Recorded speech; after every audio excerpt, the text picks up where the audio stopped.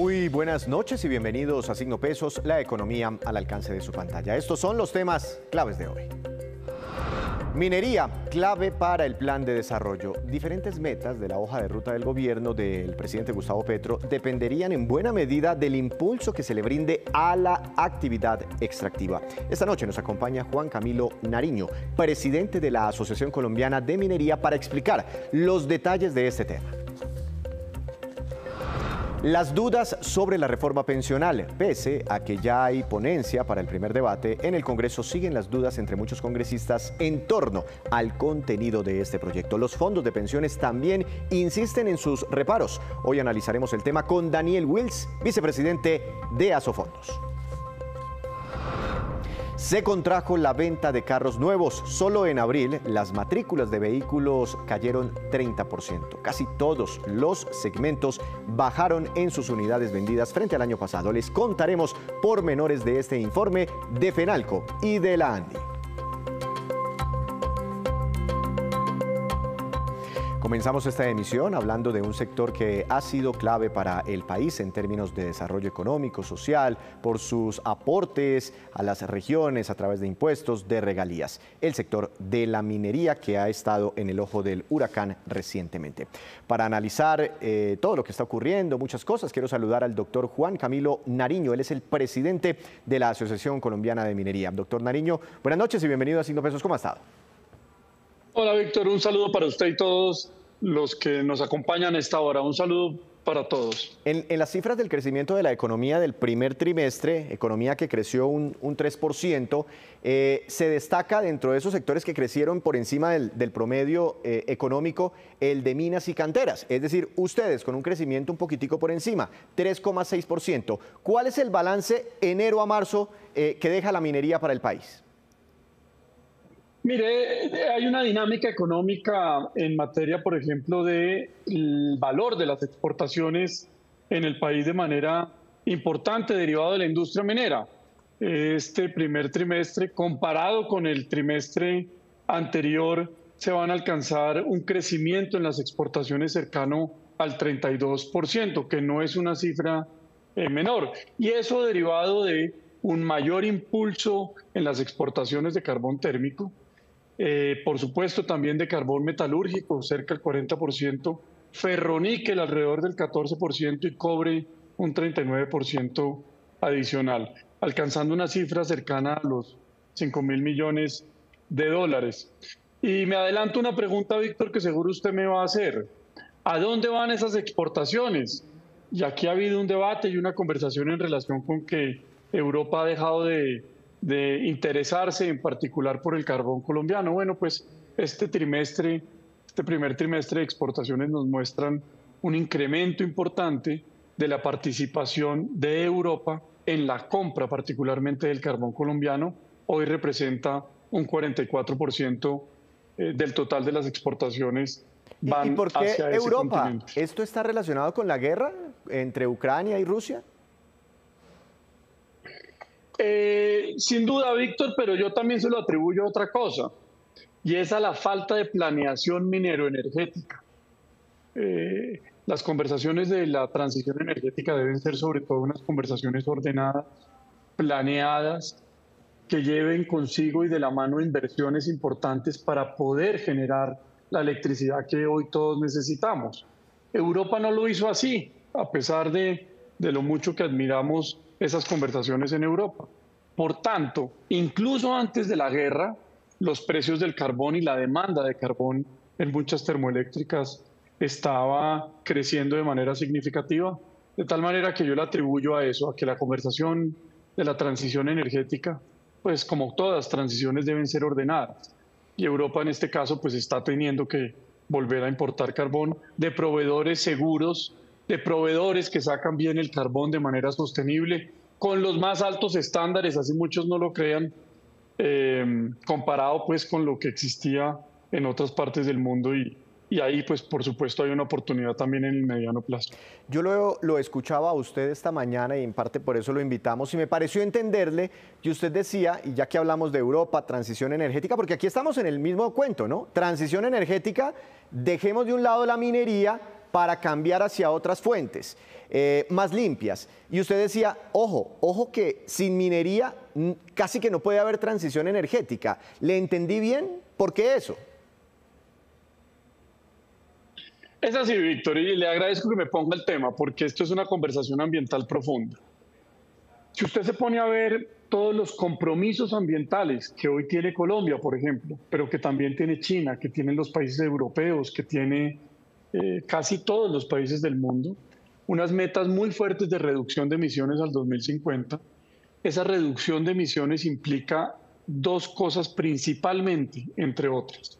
La primera es generación eléctrica con sol y con viento. Y la segunda, un fuerte impulso a la movilidad eléctrica.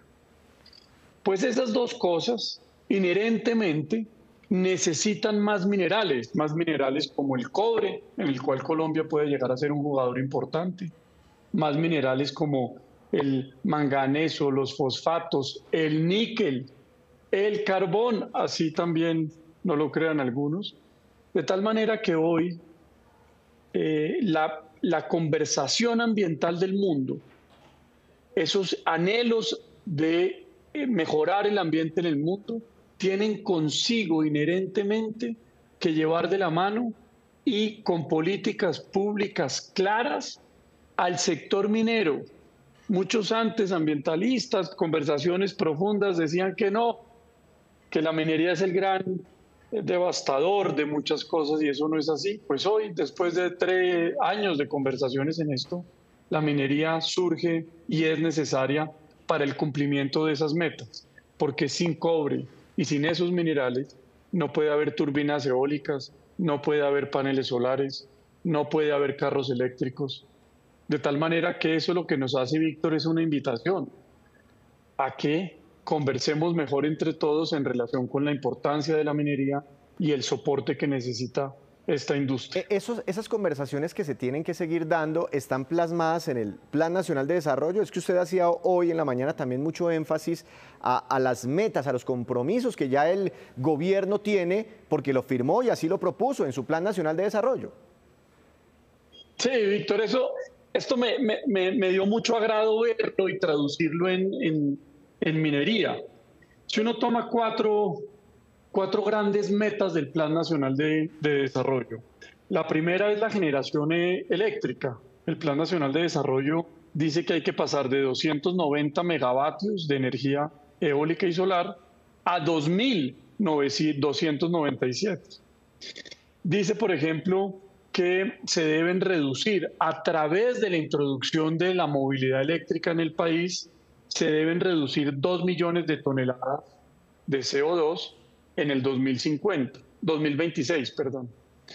Y también dice que el déficit de vivienda de todos los colombianos debe pasar del 31% al 26%. Y también tiene unas metas de líneas férreas importantes. El común denominador de esas metas, tan agresivas, tan fuertes, tan importantes para todos, es que hacen evidente la necesidad de 77.000 toneladas de cobre que el país necesita para cumplir esas metas, por ejemplo, de generación eólica y generación solar o de movilidad eléctrica, que necesita 56.000 toneladas adicionales, consumir 56.000 toneladas de aquí al 2026 de aluminio, de silicio, de zinc, de cobalto, de níquel, necesita 10.000 toneladas adicionales. Y mire una cosa muy importante, para disminuir el déficit de vivienda de los colombianos al 26%, se necesitan 3.500.000 toneladas de acero, 4.500.000 toneladas de cemento y, muy importante, 987.000 unidades de ladrillos. ¿Eso qué significa en el fondo?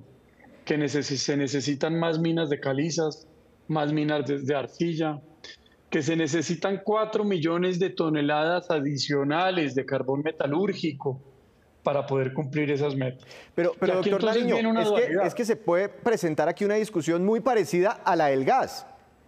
No firmemos nuevos contratos, si necesitamos, pues lo traemos de otro país. todos esos minerales los podemos producir aquí dentro de Colombia. ¿Cuál sería la consecuencia de importarlos para cumplir esas metas del plan de desarrollo? Pues mire, Víctor, esa es la conversación, que nosotros como país tenemos que tomar una decisión coherente.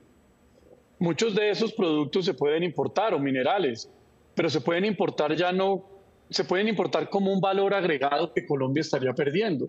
Se pueden importar como baldosines chinos, se pueden importar como pisos de distintos materiales también de otras partes del mundo. O se pueden importar, por supuesto, otra gran cantidad de cosas, no minerales, valor agregado, que ese es mi llamado de atención. Colombia tiene la posibilidad de producir arcillas, Colombia tiene la posibilidad de producir calizas, Colombia tiene la posibilidad infinita de producir carbón térmico. Y con esos minerales generar unas cadenas de valor agregado, generar una reindustrialización importante en el país, que por cierto es otra meta del Plan Nacional de Desarrollo, el impulso a las microempresas y la reindustrialización del país. Pues nosotros tenemos la materia prima esencial para eso, que son los minerales del cual parten, pero además la energía que se necesita para eso, que es el carbón térmico y por supuesto el carbón metalúrgico y demás. Entonces aquí tenemos una conversación interesantísima, Víctor, y es una conversación de honestidad. Vamos a ese país más verde que queremos, esa Colombia más verde que queremos y esa Colombia más social y justa en la implementación del Plan Nacional de Desarrollo necesita también una conversación honesta en relación con una política de fomento minero tranquila, clara, incluyente, donde quepan los grandes, los pequeños, los medianos, como quedó en evidencia en la cumbre minera del sábado y domingo. Una última pregunta muy rápida sobre otro tema, bueno, sobre su sector. ¿Cuáles fueron las empresas que se fueron, 4 empresas mineras que se fueron, y por qué se fueron de Colombia? Mire, ahí hay una conversación profunda en materia del segmento de la exploración. Se lo pongo en cifras. El mundo invierte en exploración minera ahora más que nunca en la búsqueda de minerales estratégicos, 15.000 millones de dólares. De esos, la mayor parte de esos dólares van para Australia, Canadá, Estados Unidos, pero el 30-35% de esos 15 billones vienen a América del Sur, pero no a Colombia. Van a Chile, van a Perú, van a Ecuador, en América Central y del Norte también México. Y no a Colombia. A Colombia solo llegan 100 millones de dólares anuales en inversión en exploración. Por supuesto, ese segmento es un segmento que está en los territorios nacionales, que es muy susceptible a la generación de incertidumbres, a la generación de mensajes encontrados en lo político en relación con el sector, pero por supuesto también es muy sensible en materia de orden público. Entonces, esas compañías que se han ido del país desafortunadamente están en el segmento de la exploración y desafortunadamente han tomado la decisión de aplazar sus proyectos, incluso algunos mantenerse, pero con una operación mínima, sin explorar, por las decisiones de orden público y pues por supuesto también un poco por la coyuntura de toda esta conversación que está sucediendo. Doctor Nariño, me queda debiendo los nombres, se los recomiendo para después. Feliz noche, muchas gracias. Así es. Gracias por todo. Le agradezco mucho. Bueno, adiós. Hacemos una breve pausa, pero cuando regresemos espere el llamado que hizo la ministra de Trabajo a los políticos en torno a la reforma pensional. Ya regresamos.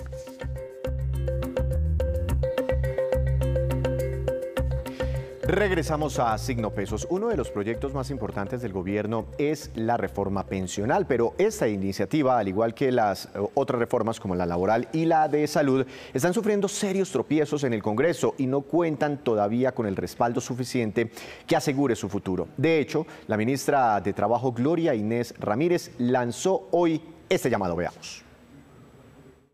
Aprovechemos esta oportunidad. Llamo al Congreso de la República, a los partidos políticos y a todos los colombianos y colombianas a que esta oportunidad sea la oportunidad de la equidad, sea la oportunidad del equilibrio y que todos nos demos la oportunidad de que Colombia pueda seguir transitando hacia un país de derechos. La ponencia de la reforma pensional se radicó esta semana en la Comisión Séptima del Senado y de inmediato se hizo una primera citación para debatir el proyecto, pero el resultado fue preocupante para el gobierno. Veamos por qué. Esta imagen de la presidenta de la Comisión Séptima, Norma Hurtado, el presidente de Colpensiones, Jaime Duzán, y la coordinadora ponente de la reforma pensional, Marta Isabel Peralta, solo quedó para el registro.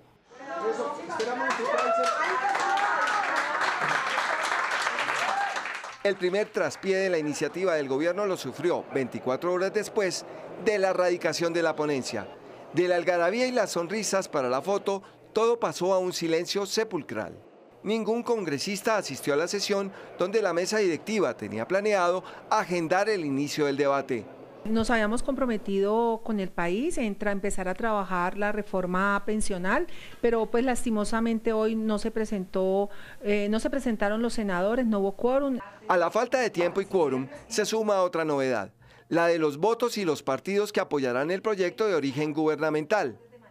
A 2 semanas de finalizar las sesiones ordinarias, la ausencia de los congresistas para discutir este proyecto obliga a reacomodar las piezas en el calendario. Depende de lo que suceda la próxima semana con los quórum, con la presencia de los partidos, con la presentación de proposiciones, pues se irá midiendo en la marcha. Para el ministro del Interior, Luis Fernando Velasco, no hay plan tortuga para la aprobación de proyectos como la reforma pensional. Ese es un mensaje político, lo estamos recibiendo. Incluso señaló que los partidos ya sacaron con el gobierno otras iniciativas. Este gobierno saca adelante la reforma tributaria más ambiciosa que se puede sacar en muchos años. Y ustedes son testigos de ello. Un plan de desarrollo cuando pocos creían que podía salir un plan de desarrollo. De la habilidad política del ministro Velasco, el presidente de la Cámara, David Racero, y el futuro presidente del Senado, Alexander López, dependerá destrabar esta y otras reformas que se encuentran en el laberinto. La pregunta que muchos se hacen es ¿por qué hay tantas dudas y aparentemente resistencia a esta reforma pensional? Para analizar el tema quiero saludar al doctor Daniel Wills, vicepresidente técnico de Asofondos. Doctor Wills, buenas noches, gracias por atendernos. ¿Cómo está? Buenas noches, Víctor, un placer estar acá. Bueno, ustedes son parte interesada, involucrada, están en el centro, en el corazón de esta reforma pensional. ¿Ustedes cómo interpretan lo que le o no a los congresistas o a las personas? En fin, hay toda una polémica, pero ni siquiera... y bueno, está el futuro de los colombianos, ¿no? Ahí la vejez de los colombianos y que los congresistas no asistan para votarlo, por lo menos para debatirlo. Sí, pues no tengo mucho que decir, no conozco muy bien las dinámicas del Congreso, para serle muy honesto. Por supuesto que es un proyecto importante, por supuesto es un proyecto complejo y requiere tiempo y debate, tomarse el tiempo de entender los detalles y de debatirlos pues a conciencia. Sin duda es un proyecto que necesita ese debate y ese estudio por la complejidad misma del tema. Ah, claro, puede esto estar asociado con que se presentó esa ponencia esta semana y pues el debate el primer debate fue citado casi que inmediatamente, pero hay cosas en el fondo que son difíciles de entender, inclusive para los congresistas. Claro que sí, nosotros mismos en Asofondos todavía estamos terminando de desmenuzar los detalles y terminando de entender todo lo que implican estos cambios. Bueno, doctor Wills, hablemos entonces como tal de la reforma más allá de ese ambiente político. El ministro de Hacienda, no sé si usted lo veía esta semana, el doctor Ricardo Bonilla decía que el umbral de los 3 salarios mínimos, ese tema era un inamovible para el gobierno nacional, es decir, esa barrera a partir de la cual los colombianos estarán obligatoriamente en Colpensiones y otros estarán con un pie en Colpensiones y el otro pie en los fondos privados. ¿Qué opina usted de ese inamovible del gobierno nacional? Yo pienso que pues, se debe seguir discutiendo y se debe seguir buscando qué es lo que más le sirve a Colombia. Lo que se decida en esta reforma va a tener implicaciones y consecuencias por décadas. Por eso es tan importante tomar las decisiones bien. ¿Qué implica el valor de ese umbral? Por un lado, implica qué tanto se subsidian las pensiones, todas las pensiones, especialmente pues las pensiones del umbral hacia arriba, incluyendo las más altas, ¿no es cierto? Entonces, una bondad de esta ley es que limita las pensiones, los subsidios a las pensiones altas, que es una característica muy indeseable que tiene nuestro sistema pensional. ¿Qué tanto los vamos a limitar? A mayor sea el umbral, mayor es el subsidio que permanece para las pensiones más altas. Y por la misma razón, mayor es la carga financiera que le vamos a dejar a los jóvenes y a las próximas generaciones. Esas son dos cosas que son implicaciones directas de ese umbral. Por eso me parece que definitivamente el umbral tiene que estar sobre la mesa de discusión, y en Asofondos creemos firmemente en que a menor sea el umbral, pues mejor es el legado que le dejamos al país y a las próximas generaciones, porque habrá menos subsidios a las pensiones altas y una menor carga fiscal para los jóvenes. Hay personas que todavía no entienden mucho este tema. Básicamente, quienes tengan salarios hasta tres salarios mínimos, perdóneme ahí la redundancia, obligatoriamente deben hacer su cotización en Colpensiones. Si tiene un poquitico más de salario, pues los primeros 3 en Colpensiones y de ahí para arriba en los fondos privados. Pero siento entonces que ustedes no rechazan como tal esta propuesta. Lo que de pronto les parecería mejor es tener un umbral más abajo. ¿Cuál de pronto podría ser la propuesta de Asofondos? En Asofondos creemos firmemente que el pilar contributivo debe hacer honor a su nombre, debe ser un pilar contributivo en el que la pensión está financiada con contribuciones. Eso implica que sea un pilar basado en el ahorro. Creemos en un pilar basado en el ahorro individual. Esta reforma pone un componente de prima media, en el que la pensión no se paga con el propio ahorro, sino con una bolsa común que implica un subsidio. Eso nosotros creemos que no es una característica deseable. El pilar contributivo debería ser un pilar de ahorro y por lo tanto pues no debería haber umbral. Ese es el deber ser. Ese es el deber ser. El gobierno ha planteado una discusión alrededor del umbral. Creemos que debe darse. Y creemos, pues por lo que decía anteriormente, que a menor sea ese umbral, pues mejor hecha va a quedar esta reforma. Pero más bajo, mejor. Doctor Wills, habla usted de ahorro y pues la gente que hoy en día está allá con ustedes en los fondos privados, eso que les cuentan mensualmente, eso se va a un fondo común y se ahorra esa plata, se invierte, a veces bajan los rendimientos, usted ya nos ha explicado, a veces suben los rendimientos, pero hay una plata que se está ahorrando. Gran parte de la preocupación de esta reforma pensional, cuando se empezó a plantear, era que al llevarse toda esa gente hacia Colpensiones obligatoriamente, se iban con su ahorro o por lo menos con sus cotizaciones hacia adelante debajo del brazo y que aparentemente esa plata no se iba a ahorrar. Esta reforma, y yo lo vi en la ponencia, plantea la creación de un fondo de ahorro. ¿Cómo lo están viendo ustedes? El fondo de ahorro reconoce algo que hemos dicho desde Asofondos, digamos, desde que han empezado las discusiones, que es que hay que ahorrar. El gran reto del sistema pensional, y debido a que cada vez va a haber más pensionados y menos personas cotizando, es una característica del cambio demográfico que está viviendo el planeta, el gran reto de los sistemas de pensiones es ahorrar. Eso no era una característica de esta reforma en las primeras versiones que se presentó. Hoy en día el gobierno reconoce que hay que ahorrar y plantea un fondo de ahorro público. Es muy importante que ese fondo de ahorro público quede bien diseñado, quede blindado del ciclo político, haga unas inversiones profesionales solo pensando en el deber que hay con los futuros pensionados.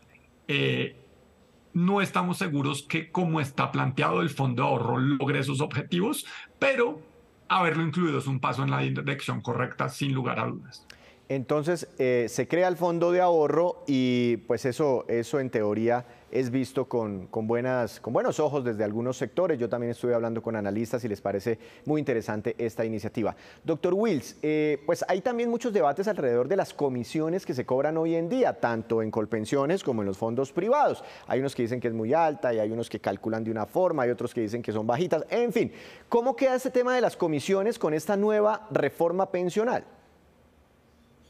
Las comisiones, hoy en día, la comisión que cobra Colpensiones está por el 1% de un punto del aporte. En Colombia hay que aportar 16 puntos del salario a pensiones, un punto en Colpensiones se queda para las comisiones. En los fondos privados hoy es 0,71 el promedio de esa comisión. Con la reforma, Colpensiones va a cobrar 1%, básicamente lo mismo que cobra hoy, y los fondos van a poder cobrar 0,8, y ese 0,8 se va a ir bajando poco a poco y eventualmente para cambiar el esquema más por una cosa por desempeño. Eso es una discusión técnica, pero yo quiero hacer un punto sobre que a las personas, a los trabajadores se les está obligando, a todos los que se ganan menos de 3 salarios mínimos, a quedar completamente en Colpensiones, y la comisión... Eso es subirle la comisión, no sé si estoy entendiendo bien. Porque si pasan de aquí con una comisión de 0,8 a 1%, se les sube la comisión, ¿no? Así es. ¿Y eso va muy en contra del ahorro de esa persona de cara a su futura pensión? Pues lo que pasa es que en el sistema de prima media no hay ahorro. En el sistema que administra Colpensiones no hay ahorro. Entonces va en contra del fondo común, que es el que paga las pensiones, va en contra del fondo de ahorro que va acumulando las pensiones, pero pues técnicamente en Colpensiones todo entra a una piscina y es un poquito más que la comisión vaya en contra de mi cuenta de ahorro individual propio. Eso, pero pues sí, definitivamente se aumenta la comisión y eso va en contra de los recursos que hay para pagar las pensiones de la generación. Una pregunta muy corta y final, doctor Wills. Yo he visto gente de gremios, inclusive congresistas, pidiendo que se archive la reforma a la salud y sectores empresariales pidiendo que se archive la reforma laboral. ¿Ustedes estarían de acuerdo en una petición en ese sentido, en pedir que se archive la reforma pensional o están abiertos a la discusión y al debate? Nosotros pensamos, Víctor, que Colombia necesita una reforma pensional. Nosotros pensamos que esta reforma tiene algunos elementos positivos. Es muy importante, por ejemplo, formalizar este pilar solidario que le dé 223.000 pesos a los adultos mayores en condición de pobreza y que no tienen pensión. Nosotros creemos que la reforma sí tiene elementos que hay que corregir, que hay que debatir antes de que se convierta en ley, pero creemos que ese debate se debe dar a profundidad y que los elementos a corregir, pues una vez se corrijan los elementos problemáticos de la reforma, pues se debe continuar la discusión. Que continúe entonces la decisión, es la sugerencia desde los fondos privados de pensiones. Doctor Wills, muchas gracias, que tenga una feliz noche. A ustedes muchas gracias por la invitación y feliz noche para todos. Muchas gracias. Hacemos otra breve pausa, pero ya les contaremos que en Europa también hay millones de trabajadores que se sienten sobrecalificados para el empleo que tienen. Ya les contamos. Regresamos a Signo Pesos con esta que es la cifra económica del día. Es la siguiente, 4%, y corresponde al aumento en la producción de crudo durante el mes de abril en Colombia, comparado con abril del año pasado. Esta producción llegó a 782.277 barriles diarios en promedio. Y también hay un aumento frente a marzo de este año de 1,39%. De otro lado, la producción de gas cayó 6,5% en el mes de abril. Las ventas de vehículos nuevos cayeron 30% en abril de este año, en mayo de este año, revela un informe de Fenalco y de la ANDI. Veamos el reporte que nos entrega el balance con Eduardo Bisbal, vicepresidente de Fenalco Nacional. Nuevamente las cifras del RUND muestran una caída dramática en el mercado de vehículos de Colombia. Las ventas en el mes de mayo, comparadas con el año anterior, cayeron un 30%, y acumulado en el periodo enero-mayo vamos cayendo casi un 25%, es decir, una cuarta parte. ¿A qué se debe esto? Pues ha habido unas condiciones económicas como la devaluación, las tasas de interés y la contracción de la demanda, pero adicionalmente vienen causando una gran afectación la lentitud de la ANLA en aprobar los certificados de emisión por prueba dinámica, los CEPDs, que vienen acumulados, y también la aprobación por parte del Ministerio de Comercio de los cupos nuevos para los vehículos híbridos. Estos dos últimos rubros o tipologías de vehículos están teniendo una gran aceptación, y una agilización de esto podría mejorar la situación del mercado. Y ahora nos vamos con estos que son los indicadores económicos que usted debe conocer siempre antes de irse a dormir. Dólar. Tasa representativa del mercado que regirá para mañana 4.410 pesos con 49 centavos. Cayó 23 pesos con 60 centavos. El petróleo Brent de referencia para Colombia subió 2,41%. Se ubicó en $74 con 35 centavos por barril. El precio interno del café colombiano subió y quedó en promedio como referencia para mañana a 1.770.000 pesos por carga. El índice MSCI Colcap de la Bolsa de Valores de Colombia tuvo un incremento de 1,72%, acción más valorizada con Concreto, con una ganancia de 6,17%, la acción que más cayó, Terpel, con un retroceso de 4,80%. Antes de despedirnos, los dejo con este dato. En Colombia, millones de personas sienten que están subempleadas, ya que están trabajando en funciones o cargos que estarían por debajo de sus capacidades y de sus conocimientos. Pero esto es algo que pasa hasta en los países más desarrollados. Miren ustedes las naciones, los países que encabezan el ranking con más trabajadores que se sienten sobrecalificados. España, allí llega al 35% de la gente que se siente sobrecalificada para el cargo que desempeñan. Grecia, 32%, Chipre, 31%, Irlanda, 28% y en Austria, el 27%. Así terminamos por hoy, los esperamos mañana con una nueva emisión y con toda la información económica que usted necesita saber. Recuerde, esto es Signo Pesos, la economía al alcance de su pantalla. Que tenga una feliz noche.